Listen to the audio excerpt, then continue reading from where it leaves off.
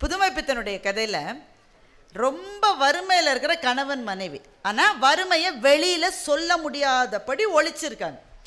வீட்டில் சாப்பிட கூட எதுவும் இல்லைங்க, ஆனால் சாப்பிடக்கூட முடியலன்றதை வெளியில் காமிச்சிக்காமல் இருக்காங்க. இப்படி நிறைய குடும்பங்களை நாம் பார்த்துருப்போம்.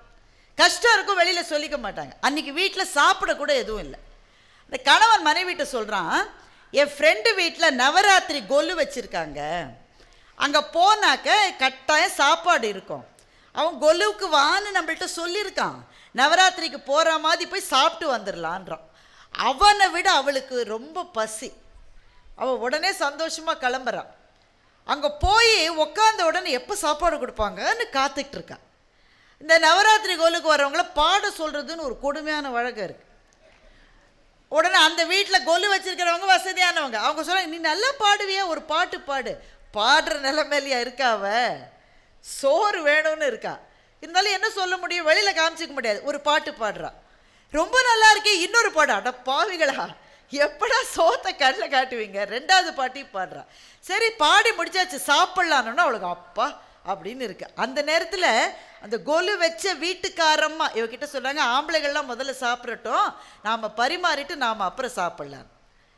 இதையெல்லாம் இங்கே இருக்கிற எல்லா பெண்களுக்கும் இப்போ நான் சொல்கிறது நல்லா புரியும். நம்ம நல்லதோ கெட்டதோ அப்படி ஒரு வழக்கம் வச்சுருக்கோம், ஆண்களுக்கு முதல் பந்தி, பெண்களுக்கு ரெண்டாவது பந்தின்னு. நான் என்ன நினைக்கிறேன்னா, யாருக்கு பசியோ அவங்களுக்கு தான் முதல் பந்தி. அப்படி தானங்க இருக்கணும். யாருக்கு அதிகமாக பசிக்குதோ, ஏன் குழந்தைகள் இப்போ வயசானவங்களுக்கும் முதல்ல சாப்பாடு கொடுக்குறேன், ஏன் பசியை தாங்க முடியாது அவங்களால. அவள் ஆண் பெண்ணுன்னே பார்க்கக்கூடாது, எந்த வயிற்றில் பசி இருக்கிறதோ அந்த வயிறுக்கு முதல் சோறு. அப்படி தானே இருக்கணும்.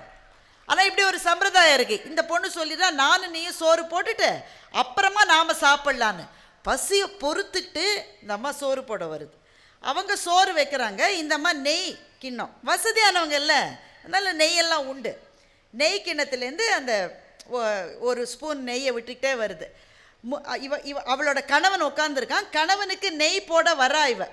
அப்போ நம்ம ஊரில் ஒரு பழமொழி இருக்குல்ல, என்ன பழமொழி, ஊரா வீட்டு நெய்யே என் மனைவியோட கை. அதான் இன்னொருத்தர் வீட்டு நெய்யாக இருந்தால் அந்த அம்மா அடித்து விடுன்னு.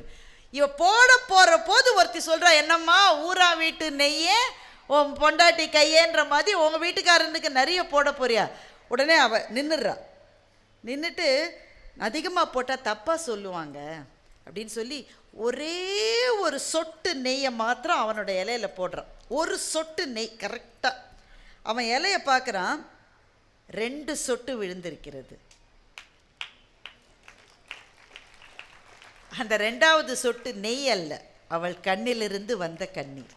தமிழ்நாடு அரசு மக்கள் சிந்தனை பேரவை இணைந்து நடத்தும் எழுச்சிகரமான 20ஆம் ஆண்டு ஈரோடு புத்தக திருவிழா ஆகஸ்ட் 2 முதல் 13 வரை. இடம் சிக்கைய நாயக்கர் கல்லூரி மைதானம், ஈரோடு.